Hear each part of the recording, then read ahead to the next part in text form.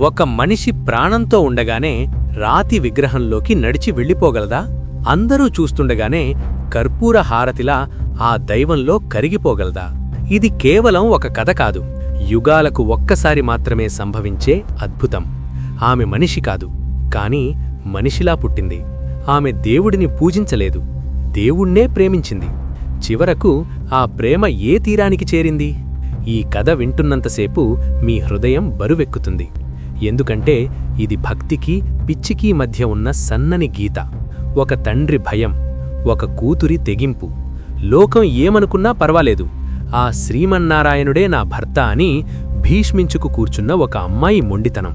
అసలు ఒక సాధారణ బాలిక ఆ జగత్ప్రభువుని పెళ్లి చేసుకోవడం సాధ్యమేనా?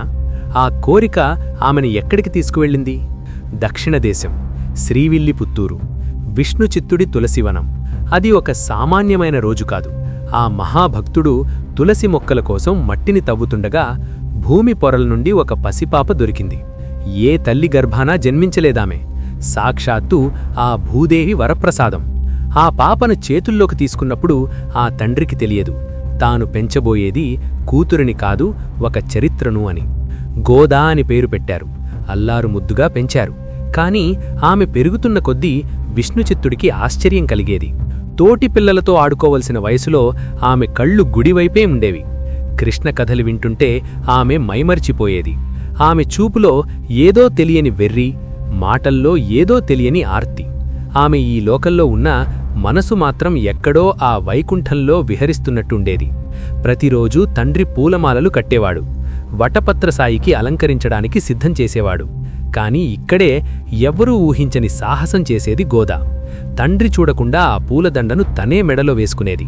అద్దం ముందు నిలబడేది, తనను తాను చూసుకుని మురిసిపోయేది. ఈ మాల నాకు బాగుంది కదా, రేపు నా స్వామి మెడలో ఇంకెంత బాగుంటుందో అని సంబరపడేది. మనిషి వాడిన పూలు దేవుడికి పనికిరావు కదా, ఇది తెలిస్తే పాపం చుట్టుకుంటుంది కదా. కాని ఆమెకు భయం లేదు. ఆమెకు తెలిసింది ప్రేమే.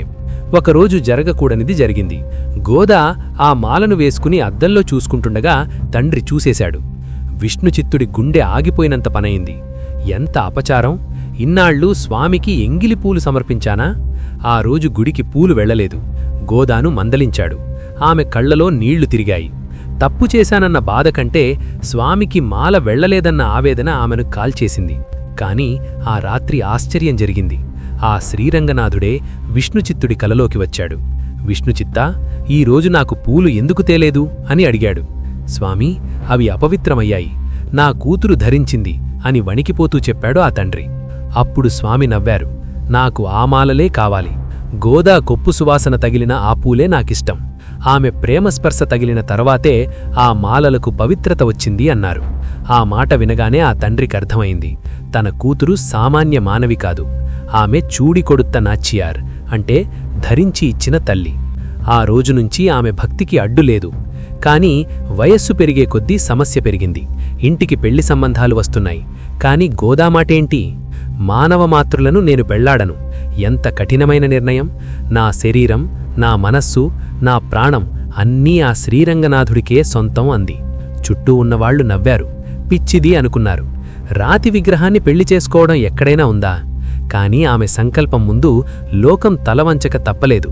ఆ విరహంలోంచే అద్భుతమైన కవిత్వం పుట్టింది. తిరుప్పావై, 30 ఆణిముత్యాలు. ధనుర్మాసం చలిలో తెల్లవారుఝామున నిద్రలేచి ఆ గోపికలను తట్టిలేపినట్టుగా మనందరి అజ్ఞానాన్ని తట్టిలేపింది. ప్రతి పాసురం ఒక ఆర్తనాదం, ప్రతి పదం స్వామి కోసం పరితపించే ఒక పిలుపు. ఆమె రాసిన నాచ్చియార్ తిరుమొഴി చదివితే కళ్ళు చెమ్మగిల్లుతాయి. ఒక జీవాత్మ పరమాత్మను చేరడానికి పడే వేదనాది. చివరకు ఆ పిలుపు స్వామికి చేరింది. మరోసారి స్వప్న సాక్షాత్కారం. గోదాను పల్లకిలో తీసుకుని శ్రీరంగానికి రండి, అక్కడే మా కళ్యాణం అని ఆజ్ఞ. అది పెళ్లి పిలుపా లేక ముక్తికి మార్గమా? శ్రీవిల్లిపుత్తూరు నుండి శ్రీరంగానికి పల్లకి బయలుదేరింది. పెళ్లికూతురుగా ముస్తాబైంది గోదా. దారి పొడవునా మంగళవాయిద్యాలు. కాని ఆమె గుండెలో మాత్రం ఒకటే లయ, ఇంకొన్ని క్షణాల్లో నా స్వామిని చూడబోతున్నాను. ఇన్నాళ్ల నిరీక్షణ ఫలించబోతోంది. శ్రీరంగం చేరుకున్నారు. కావేరీ నది గలగలలు, ఆలయ గోపురాల సందడి. వేలమంది భక్తులు ఆ తల్లిని చూడడానికి ఎగబడ్డారు. గోదాదేవి పల్లకి దిగింది. ఆమె నడకలో తడబాటు లేదు, కళ్లలో భయం లేదు. కేవలం ఒక దైవీకమైన కాంతి నేరుగా గర్భగుడి వైపు నడిచింది. అడ్డుగా ఉన్న అర్చకులు పక్కకు తప్పుకున్నారు. ఆమెను ఆపడం ఎవరి తరమూ కాలేదు. శేషతల్పం మీద పవళించిన రంగనాథుడు, ఎదురుగా గోదాదేవి. ఇంకేమడ్డూ లేదు. ఆమె పాదం గర్భగుడి గడప దాటింది. అంతే, ఒక గొప్ప జ్యోతి, కళ్ళు మిరుమిట్టుగొలిపే కాంతిపుంజం. అందరూ చూస్తుండగానే ఆమె ఆ విగ్రహం దగ్గరికి వెళ్ళింది. ఆ వెలుగులో ఆమె శరీరం కరిగిపోయింది, అదృశ్యమైపోయింది. బయట ఉన్నవాళ్లకి విష్ణుచిత్తుడికి ఒకటే కనిపించింది. ఆమె లేదు, స్వామి మాత్రమే ఉన్నారు. ఆమె స్వామిలో ఐక్యమైపోయింది. ఒక్కసారి ఊహించండి, ఒక తండ్రి పరిస్థితిని. ఆనందించాలా, ఏడవాలా? తన కూతురు దేవుళ్ళో కలిసిపోయిందని సంతోషించాలా, ఇక ఎప్పటికీ కనిపించదని బాధపడాలా? ఆ క్షణం అక్కడ ఉన్నవారికి అర్థమైంది ఒకటే: ప్రేమకు మరణం లేదు, స్వచ్ఛమైన భక్తికి దూరమనేదే లేదు. ఆమె సాధించింది. తను నమ్మిన దైవాన్ని తనలో కలుపుకుంది. 12 మంది ఆళ్వార్లలో ఆమె ఒక్కతే స్త్రీ.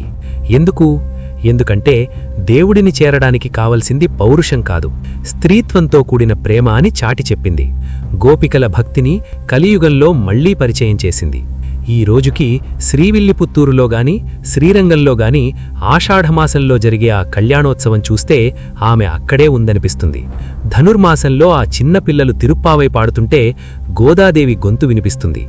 ఆమె వెళ్ళిపోయింది. కానీ నిజంగా వెళ్ళిపోయిందా? మనం వేసే ప్రతి పూలదండలోనూ ఆమె ఉంది. మనం చేసే ప్రతి ప్రార్థనలోనూ ఆమె వేదన ఉంది. నిజమైన ప్రేమ అంటే పొందడం కాదు, కరిగిపోవడం, అర్పించుకోవడం.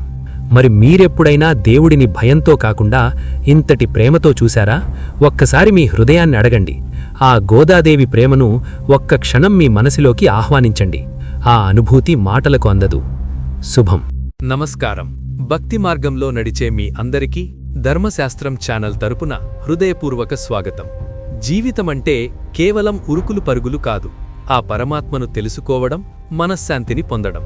అందుకే మన ఛానల్లో పురాణగాథల నుంచి నిత్య జీవితంలో ఆచరించాల్సిన ధర్మ సూక్ష్మల వరకు అన్నీ కూలంకషంగా చర్చిద్దాం. ఈ వీడియోలోని విషయం మీకు నచ్చిందా? అయితే ఒక లైక్ వేయండి, అది మాకు ఎంతో శక్తినిస్తుంది. మీకు ఏవైనా సందేహాలున్నా లేదా మీ అనుభవాలను పంచుకోవాలనుకున్నా క్రింద కామెంట్ రూపంలో తెలియజేయండి. మీ ప్రతి కామెంట్ మాకు శివప్రసాదమే. మంచి విషయం దాచుకోకూడదు, పంచాలి. అందుకే మీ బంధుమిత్రులకు ఈ వీడియోను షేర్ చేయండి. భక్తితో కూడిన ఈ ప్రయాణంలో మనమందరం కలిసి నడుద్దాం. దయచేసి సబ్స్క్రైబ్ చేసుకోండి. ఎల్లప్పుడూ దైవచింతనతో మీ ధర్మశాస్త్రం ఛానల్. ఓం నమః శివాయ.